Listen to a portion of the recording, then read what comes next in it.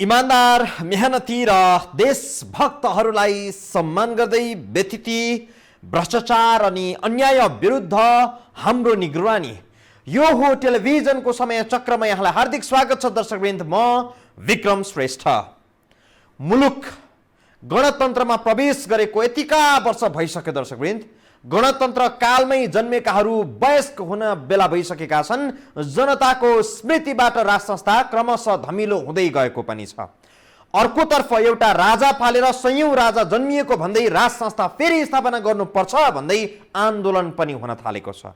जनप्रदर्शनका रूपमा सुरु भएको यो अभियानले कतै बृहत रूप लिने पो हो कि भनेर कतै डर छ अनि कतै आशा पनि। राजाका छोरा राजा नै हुन पाउने व्यवस्थालाई सामन्ती व्यवस्था भनेर राज संस्था फालियो। राजाका छोरा राजा हुने व्यवस्थाको विकल्पमा मुलुकमा गणतन्त्र आयो। तर राजनीतिक दलहरूको शैली चाहिँ पुरानै राज संस्थाको जस्तो देखियो। अहिले कुनै राजाका छोरा राजा त हुन पाउँदैनन्, तर नेताका छोरी मेयर, बुहारी, मन्त्री, भतिजा, सासू आदि राजदूत चाहिँ हुन पाउँछन्। नेताहरूले सकेसम्म आफ्नो परिवारका मानिसहरूलाई राम्रो पदमा पुर्याउने प्रयास गरेकै देखिन्छन्। देशलाई सिङ्गापुर र स्विजरल्यान्ड बनाउँछौँ भनेर राजनीति गरेको नेताहरूले हेर्दा हेर्दै देशलाई एसियाकै भ्रष्ट मुलुक बनाइदिए। सबभन्दा घुसमा नम्बर 1, भ्रष्टाचार नम्बर 1, यो त जनताले खोजे होइन त। त्यो भन्न खोजेको भन्न हुन्छ कि हुँदैन, पाइन्छ कि पाइँदैन। जनतालाई भने एउटा गरे अर्को। भ्रष्टाचार नियन्त्रण गर्छु भने, विकास गर्छु भने, हिजो मात्रै ट्रान्सपरेन्सी इन्टरनेसनलले नेपाल एसियाको पहिलो नम्बर भ्रष्ट देश भन्यो। प्रधानमन्त्री र राष्ट्रपति भ्रष्टाचारमा संलग्न भनेर 50% मान्छेले भने। रोग, शोक, भोक र बेरोजगार बढ्दा अहिले व्यवस्था नै खराब हो कि भन्ने मानिसहरूलाई परिसकेको छ। खासमा व्यवस्था त पञ्चायत पनि खराब त थिएन, व्यवस्था सञ्चालन गर्नेहरू खराब भइदिँदा मानिसहरू परिवर्तनको विकल्पमा अर्को परिवर्तन खोज्न थालेका छन्। यसैको पछिल्लो श्रृङ्खला हो देशभर भइरहेको गणतन्त्र विरोधी र राज संस्था पक्षधर प्रदर्शनहरू। झिक्दे गाँड भनेको त एउटा थप्दे गाँड हो, गलगाँड आए।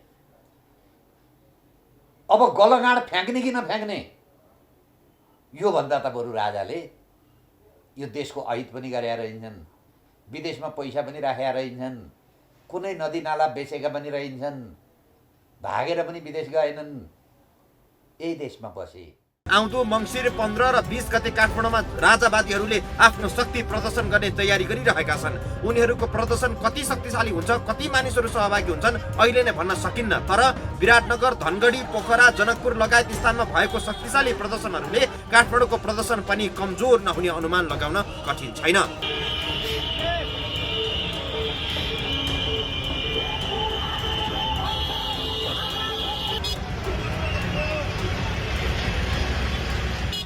अब यो जनताले प्रश्न गरेका हुन्, किन यसो भइरहेको छ?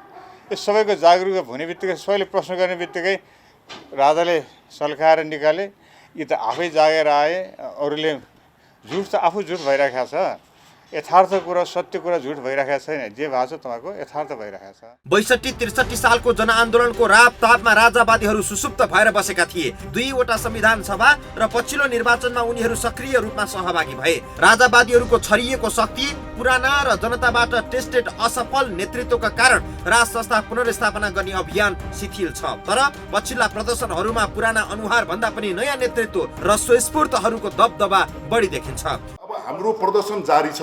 नेपाल र नेपाली सार्वभौम नेपालको सार्वभौम नेपाली भएर बाँच्नका निम्ति अब स्वतस्फूर्त रूपमा राष्ट्रिय झन्डा बोकेर, कुनै पार्टीको झन्डा नबोकिकन मुलुक र मुलुकवासीका निम्ति आफू र आफ्ना लागि अब सडकमा नआई सुख छैन। देशभर भएका प्रदर्शनको मुख्य संयोजक मानार्थ रूपमा पूर्व राजा ज्ञानेन्द्रलाई नै मान्ने र कोही पनि नेता नभई प्रदर्शन मात्रै गर्ने पूर्व सहमति थियो, जस अनुसार वीर गोर्खालीका नाममा प्रदर्शनहरू पनि भए।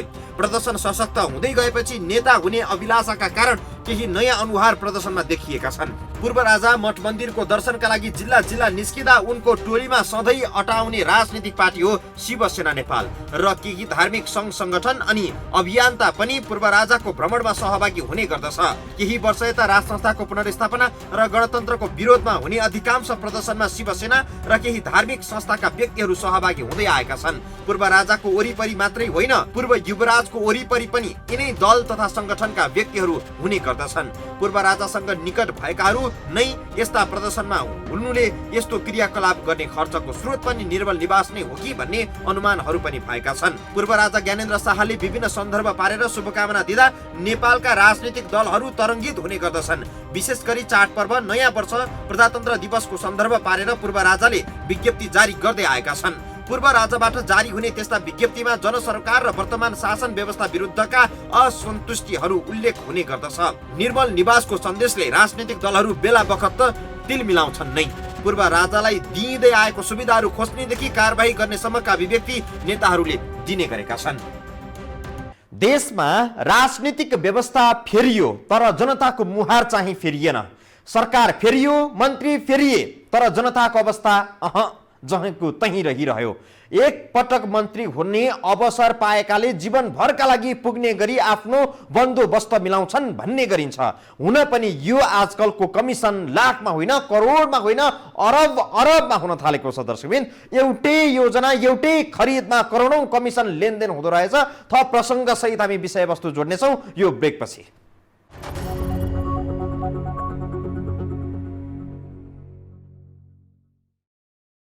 गणतान्त्रिक मुलुकमा केही समयदेखि राज संस्था जिन्दाबादको नारा गुन्जिरहेका छन्। मन्त्री, प्रधानमन्त्री कहीँ कतै जाँदा भन्दा पूर्व राजा पुग्दा मानिसहरूको भिड, लस्कर बढी हुन थालेको छ। राज संस्था पुनर्स्थापनाका लागि भइरहेको प्रदर्शनमा सहभागीहरूको संख्या दिन प्रतिदिन बढिरहेको छ। नेपालको संविधान, संरचना र प्रणालीमा राज संस्थाको स्थान कतै पनि भेटिन्न। तर देशमा दर्जनौं संस्था, अभियान, दलहरू यस्ता छन् जो राज संस्था स्थापनाका लागि काम गरिरहेका छन् दिन रात। मुलुक यति बेला गणतन्त्रको अभ्यासमा छ। यो व्यवस्थालाई स्वीकार नगर्ने राजनीतिक दलहरू निर्वाचन आयोगमा दर्ता समेत हुन पाउँदैनन्। तर दल, समूह, अभियान गरेर दर्जनौंले राज संस्था र हिन्दुत्वको मुद्दा उठाएर क्रियाकलाप गरिरहेका छन्। नेपालको राजनीतिमा नेपाली कांग्रेस पक्का राज संस्था पक्षधर दलका रूपमा चिनिन्थ्यो। बदलिँदो जनभावनालाई कदर गर्दै कांग्रेस गणतन्त्रमा प्रवेश त गर्यो, तर यो राजनीतिक दलभित्र केही नेता कार्यकर्ताले राज संस्थाका सम्बन्धमा मौनता साधेर हिन्दुत्व समाइरहे। महामन्त्री शशाङ्क कोइरालादेखि शङ्कर भण्डारीसम्मको समूहले हिन्दुत्वका पक्षमा खुलेर बोल्ने गरेको पाइन्छ। राज संस्थाको पक्षमा जनधार बन्दै जाने हो भने यो समूह परिवर्तन हुन सक्ने अनुमान गरिन्छ। कम्युनिस्ट शक्तिले दशकौं गणतन्त्रका लागि सङ्घर्ष गरे पनि त्यो सम्भव भएन। जब कांग्रेसले नै राज संस्था छोड्यो, त्यसपछि मुलुक गणतन्त्रमा गयो। केही राजनीतिक विश्लेषकहरू अहिले पनि यो ठान्छन् कि देशमा राज संस्था पुनर्स्थापना हुने नहुने कांग्रेसको निर्णयमा भर पर्छ। पहिले कांग्रेस राजाकै संवैधानिक राज संस्था भन्थ्यो। राजाकै थाङ्रामा बसेर कांग्रेसका काँक्रा फलेका थिए। राजाको थाङ्राबाट कांग्रेस निस्किएर कम्युनिस्टको थाङ्रामा गयो। कहिले माओवादीको थाङ्रामा चढो खायो, कहिले एमालेका थाङ्रामा चढो खायो। अब कम्युनिस्टले कांग्रेसलाई थाङ्राबाट निकालिदिए। कांग्रेस पार्टी भनेको लहरा पार्टी हो। त्यसलाई फल्नका लागि थाङ्रो जरुरी छ। मुलुक 15 वर्षदेखि गणतन्त्रको अभ्यासमा छ। गणतान्त्रिक कालमा जन्मेकाहरू वयस्क हुँदैछन्। मानिसहरूको स्मरणमा राज संस्था क्रमशः धमिलो हुँदै गएको छ। राज संस्था हुँदा र नहुँदा जनताको जीवनस्तरमा कुनै परिवर्तन आएको छैन। दुवै व्यवस्था जनताका लागि होइन रहेछन् भन्ने मानिसहरूले अनुभूति गरिरहेका छन्। तर पनि एक थरी मानिसहरू गणतन्त्र उल्टिने विश्वास गर्दै राज संस्थाको पक्षमा सङ्घर्ष गरिरहेका छन्। राष्ट्रपतिको संस्था भन्दा राज संस्था सस्तो, सजिलो, सबैले बुझेको र 250 वर्षदेखि भएको भन्न खोजे हो। हामीले ज्ञानेन्द्र राजा आउनु पर्यो, ज्ञानेन्द्र राजा हुनु पर्यो भने होइन त। नेपालमा केही शक्ति छन् जो खुलेरै वर्तमान व्यवस्थाको विपक्षमा उभिएका छन्। यिनीहरूले मूलतः राज संस्था र हिन्दू राष्ट्रको वकालत गर्दै आएका छन्। कतै कतै संघीयताको विरोधमा पनि आवाज सुनिएका छन्। कमल थापा, पशुपति शमशेर राणा लगायत पूर्व पञ्चहरूको राप्रपा, हिन्दूवादी राजनीतिक दल शिवसेना नेपालले हिन्दुत्व र राज संस्थाको पक्षमा खुलेर अभियान चलाउँदै आएका छन्। केही अभियान पनि राज संस्थाको पक्षमा क्रियाशील छन्, जस्तो कि नेपालका लागि नेपाली पुनरुत्थानवादी शक्ति, राष्ट्रवादी आन्दोलन शाही युवा शक्ति, नागरिक आन्दोलन वीर गोर्खाली, एनडीए नेपाल शक्ति आदिले राज संस्थाको पक्षमा सङ्घर्ष गर्दै आएका छन्। कथित जनआन्दोलनको समयमा पनि मयुम भन्ने गिरिजाप्रसाद कोइरालाले आन्दोलन गर्दा पनि जम्मा 200 मान्छे मात्रै रत्न पार्कमा देखिन्थ्यो। तर हामीले त्योभन्दा धेरै गुणा स्वतस्फूर्त रूपमा नेपाली जनताहरू बाटोमा देख्न सक्छौँ। तपाईँहरू मार्फतै हामीले देखिरहेछौँ। धर्मको आडमा राज संस्था पुनर्स्थापनामा विश्व हिन्दू महासङ्घ अन्तर्राष्ट्रिय भन्ने अर्को एक आइएनजिओ पनि क्रियाशील छ। यो संस्थामा भारत उत्तर प्रदेशका मुख्यमन्त्री योगी आदित्यनाथ पनि छन्। आदित्यनाथ राजा बिनाको नेपालको कल्पना पनि गर्न सकिँदैन भन्ने भारतीय राजनीतिज्ञ हुन्। संख्या कति छ भन्दा पनि यी शक्तिहरूले व्यवस्था उल्टाउने तागत राख्छन्। हाल देशभर भइरहेको प्रदर्शनको पछाडि वर्तमान सरकारको कुशासनले काम गरेको विश्वास गर्नेहरू पनि छन्। वर्तमान सरकारप्रतिको असन्तुष्टि मात्रै सडकमा पोखिएको र यसले गणतन्त्र उल्टाउन नसक्ने तर्क पनि दिने गरिएको छ। अहिलेको अवस्थामा राजावादी राजनैतिक दलहरूको कमजोर संगठन, सरकारमा पुग्दा स्वार्थमा लिप्त हुने प्रवृत्तिका कारण पुराना दलहरूप्रति जनताको विश्वास उठिसकेको छ। तर पनि ती राजनीतिक दलहरू कहिले धर्म, कहिले राजालाई अगाडि सारेर राजनीतिक जोगाउने कसरतमा प्रयत्नशील देखिन्छन्। कतिपयले राज संस्था पक्षधर मानिसहरूको संख्या नेपालमा धेरै रहेको र यो एजेन्डा नेपाली राजनीतिमा बिकाउ हुने विश्वास गर्छन्। पुरानै राजनीतिक दल र अनुहारबाट चाहिँ राज संस्थाको एजेन्डा नेपालमा स्थापित हुन गाह्रो हुने दाबी पनि गरिन्छ। अबको 15 वर्षपछि गणतन्त्रमै जन्मेका बालबालिकाहरू पनि 30 वर्षका हुन्छन्। दर्शकवृन्द, व्यवस्था परिवर्तन गर्न यिनै 30 वर्षभन्दा कम उमेरका व्यक्तिहरूको ठुलो योगदान हुन्छ। अर्थात् अबको 15 वर्षसम्म राज संस्था पुनर्स्थापनाको अभियानले गति लियो भने लिइहाल्यो, नत्र गणतन्त्रमा जन्मेकाहरूले राज संस्था माग्ने छैनन्। यो एजेन्डा सदाका लागि अन्त्य हुन पुग्छ। थप विषय जोड्छौँ यो ब्रेकपछि।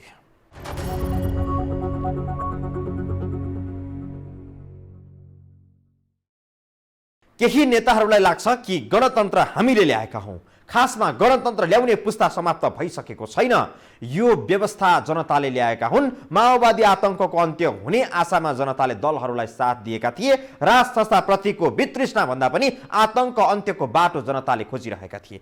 त्यही बेला दलहरू र आतंकवादी भनिएका माओवादी विद्रोही बीच विदेशी भूमिमा 12 बुँदे सहमति गरिसकेपछि जनता पनि शान्तिको आशमा आन्दोलनमा होमिए। देश गणतन्त्रमय बन्यो। राज संस्था र हिन्दुत्वको मुद्दा बोकेर जनतामा जाने र प्रत्येक पटक धोका दिएर सत्तामा रमाउने राजनीतिक दल पूर्व पञ्चहरूलाई यस पटकको प्रदर्शनमा सहभागी हुनबाट रोकिएको चर्चा छ। देशका विभिन्न स्थानमा राज संस्थाको पक्षमा प्रदर्शन गर्नेहरूको निष्कर्ष छ, पुरानै अनुहारको प्रवेश भयो भने हाम्रो एजेन्डा तुहिन्छ।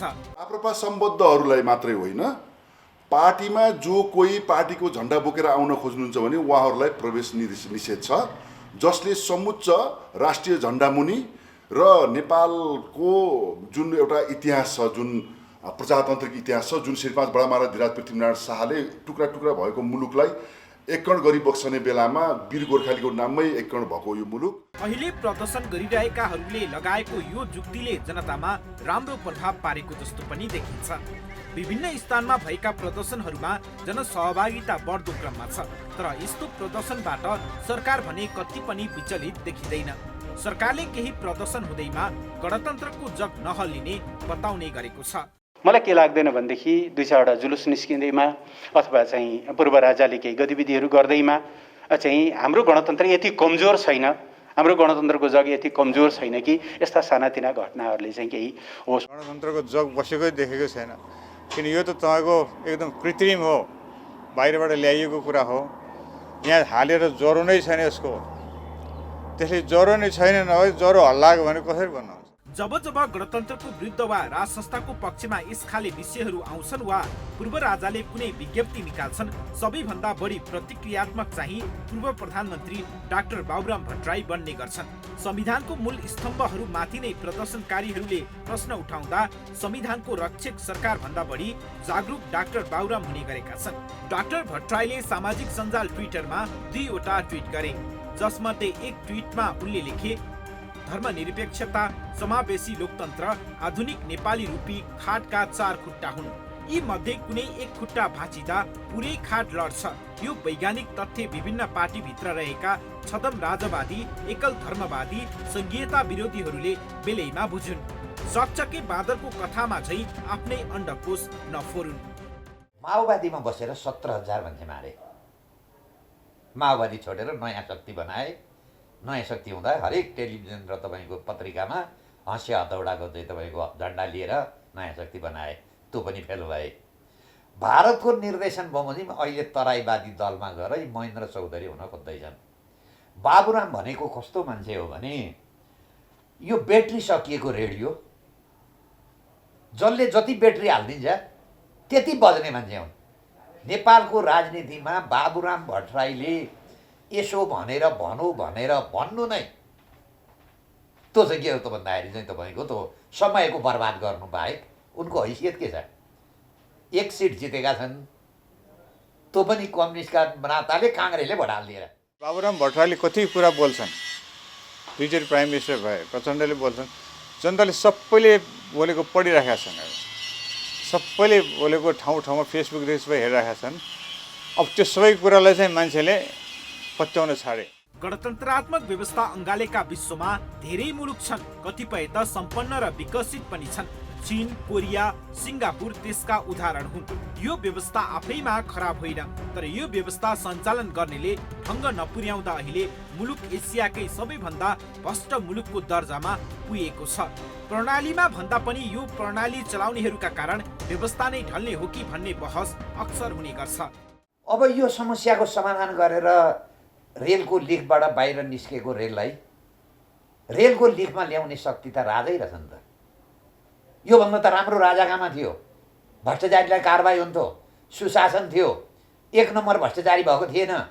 जसरी अहिले गणतन्त्रको विकल्प छैन भन्ने गरिएको छ, पञ्चायत कालमा पनि पञ्चायतको विकल्प छैन भन्ने गरिन्थ्यो। 46 साल पछिको बहुदलीय व्यवस्थामा 47 सालको संविधान विश्वकै उत्कृष्ट भन्ने गरिन्थ्यो। त्यसपछि अहिले गणतन्त्रात्मक व्यवस्था नै सबैभन्दा राम्रो भनिएको छ। हालको व्यवस्थालाई विकल्पविहीन भनेर व्याख्या पनि गरिन्छ। प्रधानमन्त्री केपी शर्मा ओलीले आफ्नो नेतृत्वको सरकार ढल्यो भने देश बर्बाद हुने तर्क गरेका छन् भने यो व्यवस्था गयो भने पृथ्वीमै प्रलय हुने चाहिँ गरी व्याख्या गरिनु अनौठो होइन। तर राजनीतिक र समाजको विकासक्रम हेर्दा एउटा व्यवस्था गयो भने अर्को व्यवस्था सूत्रपात भएको पाइन्छ। नयाँ व्यवस्था पहिलेको भन्दा खराब वा राम्रो हुन सक्छ, त्यो बेग्लै कुरा हो, तर कुनै पनि व्यवस्था विकल्पविहीन र अन्तिम चाहिँ हुँदो रहेनछ। विकास गर्न आँटो पहिले राजाले दिएनन्, अहिले आएर अर्को पार्टीले दिएन भने नेपाली जनताले दुईटै दिए, भयो विकास। अब नेपाली जनताले यो व्यवस्थाबाट आश गर्ने कुनै विकल्प रहेन। एसियाकै मुलुकहरू Japan, Thailand, Bhutan, Bahrain, Brunei, Cambodia, Jordan, Kuwait, Malaysia, Qatar, Saudi Arabia, UAE मा राज संस्था छ, तर यी देशमा आकाश खसेर कोही पनि मरेका छैनन्। अर्थात् अहिले राज संस्था फर्कियो भने घोर अनिष्ट हुन्छ भन्ने तर्क समाज विज्ञानको दृष्टिले खासै वैज्ञानिक लाग्दैन। मदन भण्डारीले भनेका थिए गणतन्त्रमा पनि एकजना राष्ट्रपति राख्नै पर्छ, राज संस्था हुँदा पनि एकजना राजा पाल्ने हो, यसले खासै फरक पर्दैन। बहुदलमा जनताको मुहार फेरिएन भने चाहिँ फरक पर्छ। कम्युनिस्टहरूका आदर्श मदन भण्डारी राज संस्था पक्षधर थिए। बीपी कोइराला पनि मेलमिलापको नीति लिएर स्वदेश फर्केका थिए। काङ्ग्रेसका आदर्श बीपी पनि राज संस्था पक्षधर थिए। जब माओवादी बाहेकका कम्युनिस्ट र काङ्ग्रेसले नै राज संस्था छाडिदियो, यो संस्था स्वतः समाप्त भयो। आजलाई समय चक्र यति नै दर्शकवृन्द। यस टेलिभिजनका सम्पूर्ण समाचार बुलेटिन कार्यक्रमहरू यो हो टेलिभिजन.com, यो हो खबर.com, युट्युब र फेसबुकमा पनि पढ्न र हेर्न सक्नुहुनेछ। मोबाइलमा यो टिभी एप डाउनलोड गरी हामीलाई प्रत्यक्ष हेर्न सक्नुहुनेछ। आजलाई बिदा दिनुहोस्, नमस्कार।